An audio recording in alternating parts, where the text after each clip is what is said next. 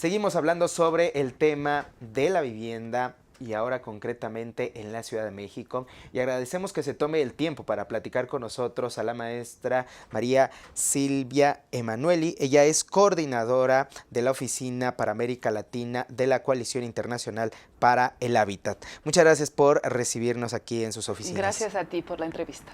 Bueno, primeramente, para contextualizar a nuestro público que nos sigue, en la Ciudad de México se está hablando mucho de gentrificación. Pero ¿de qué se trata esto? ¿De dónde surge la gentrificación? Y más aún, para explicarle a nuestro público qué es la gentrificación. Bueno, el concepto nace alrededor de 1960, el siglo pasado. Es un concepto que surge en Inglaterra mirando un fenómeno específico que era la sustitución de una clase social económicamente más fuerte, digamos, sobre otra, que vivía en la centralidad. Entonces se dio en la ciudad de Londres en estos años esa sustitución que provocó un aburguesamiento, y el concepto de gentrificación viene de gentry, burgués, de una determinada zona previamente vivida o habitada por personas, digamos, de ámbito más popular. Entonces esto es el inicio del concepto.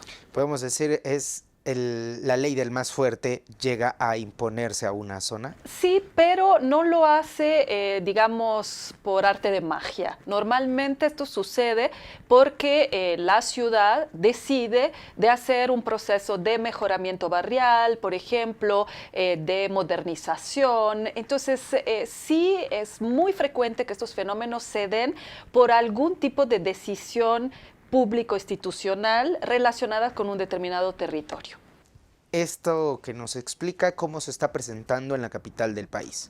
Mira, este concepto que me da gusto que se esté popularizando porque nos permite de hablar efectivamente de algunas cosas que se están dando en la capital, aquí se está viviendo sobre todo en algunas zonas, pero diría de no enfocarnos solo en estas zonas y ahora les explico por qué. ¿Qué está sucediendo desde hace mucho tiempo? Zonas del centro de la ciudad, por ejemplo, han cambiado de cara porque se han privatizado espacios, porque se ha hecho obra de modernización, porque se ha establecido, por ejemplo, simplemente que en el centro de la ciudad se estableciera relaciones exteriores, lo que ha implicado la llegada de un tipo de población diferente a la centralidad, y hoy tiene como característica también una gran presencia de turismo extranjero que está buscando vivir en determinadas zonas de la ciudad que son muy céntricas, que son muy bien conectadas, donde es muy fácil encontrar un lugar donde trabajar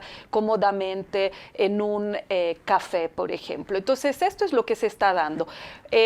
Limitar de todas maneras la problemática solo a algunas zonas sería equivocado porque la gentrificación que estamos viviendo implica el desalojo, el desplazamiento de la población que ahí vivía anteriormente a otras áreas, siempre más periféricas, a donde también esta población va a provocar impacto sobre quienes ahí viven, ¿no? Entonces es como una ola que se va moviendo del centro hacia la periferia. Esta situación que dice concretamente los desplazados, cada vez lo vemos más y más.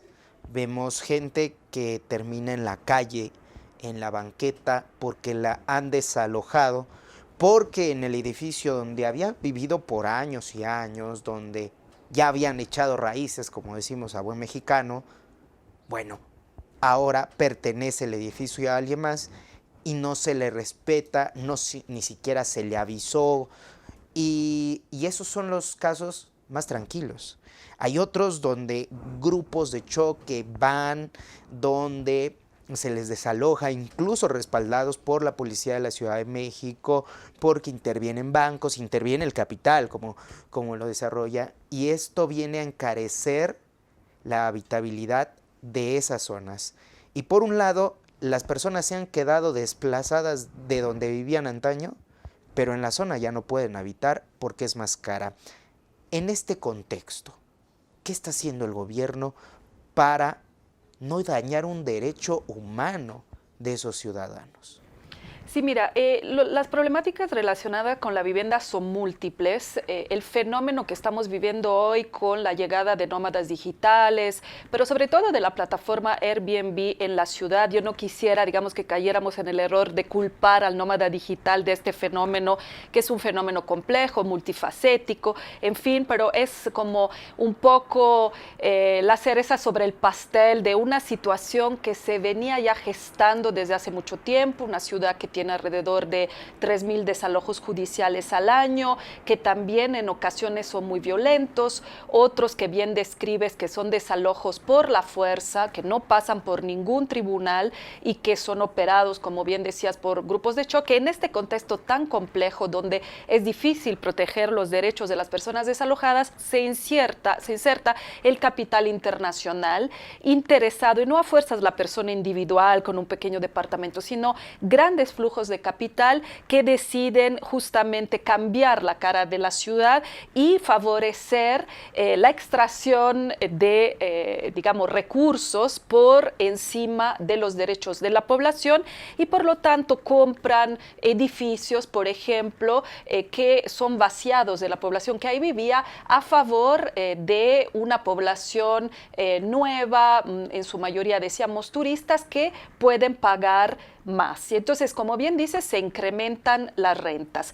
Hay que considerar que ese es un fenómeno global que acaba de hacerse muy evidente en la Ciudad de México y que tiene muchos riesgos. ¿Qué está haciendo la autoridad? Desde mi punto de vista, o nuestro punto de vista, nosotros nos articulamos con una serie de colectivos y de organizaciones, muy poco. ¿Por qué está haciendo poco? Uno, porque no tenemos una ley inquilinaria, solo tenemos artículos del Código Civil muy escuetos que defiendan al inquilino, a la inquilina tradicional, digamos, del incremento excesivo de las rentas. El Código Civil no da suficiente estabilidad a la persona que decide alquilar. Los contratos pueden ser de un año y al terminar, pues encuentro que es mejor rentar a alguien más, te saco muy fácilmente, simplemente también porque no renuevo el contrato y pues doy esa vivienda en alquiler a alguien más. Entonces está todo el tema de la ausencia de una normativa fuerte sobre el tema de los alquileres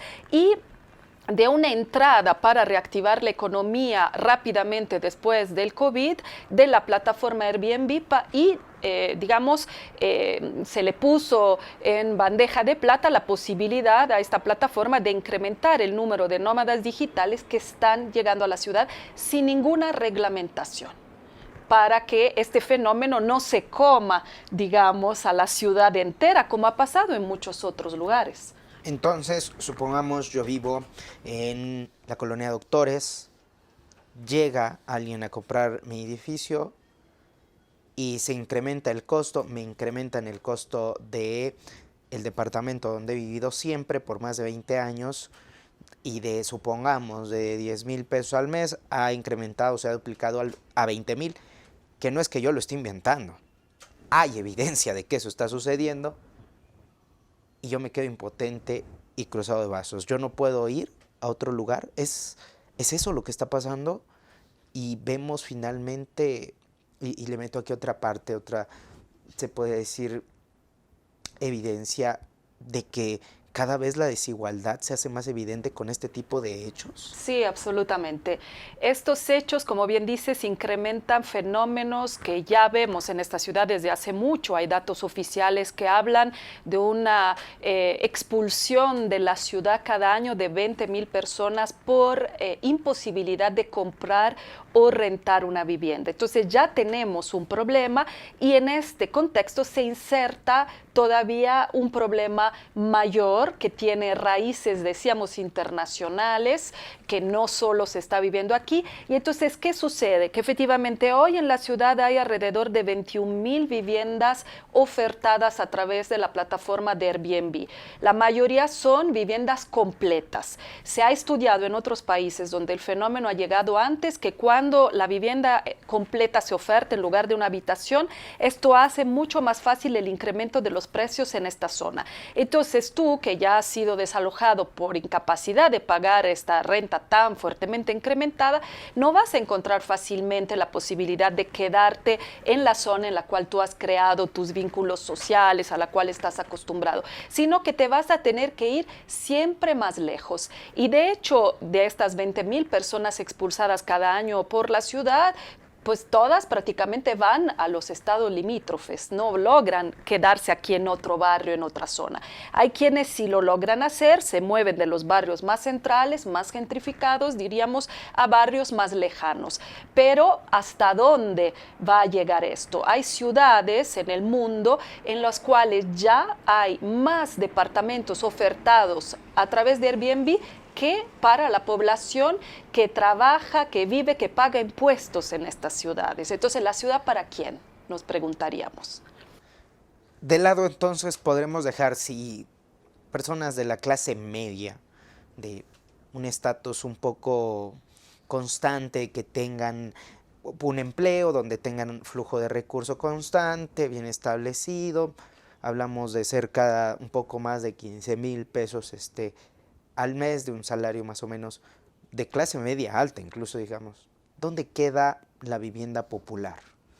Aquí en la Ciudad de México, ¿se puede dar algo así? ¿O ya es algo impensable?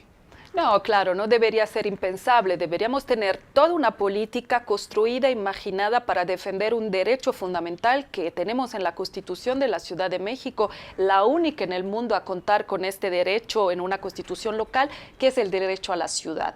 ¿Qué debería permitirnos el derecho a la ciudad? Deberían permitirnos, por ejemplo, tener medidas, digamos, legales en contra de la especulación.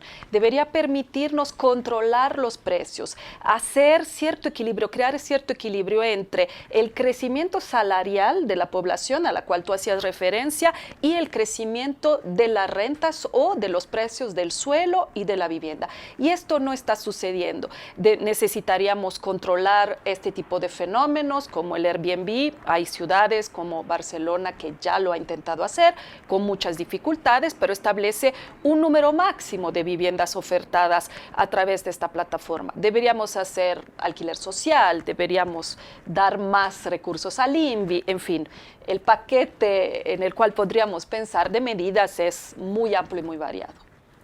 ¿Ha habido alguna ley en este sentido aquí en México recientemente en el Congreso local, en el Congreso federal?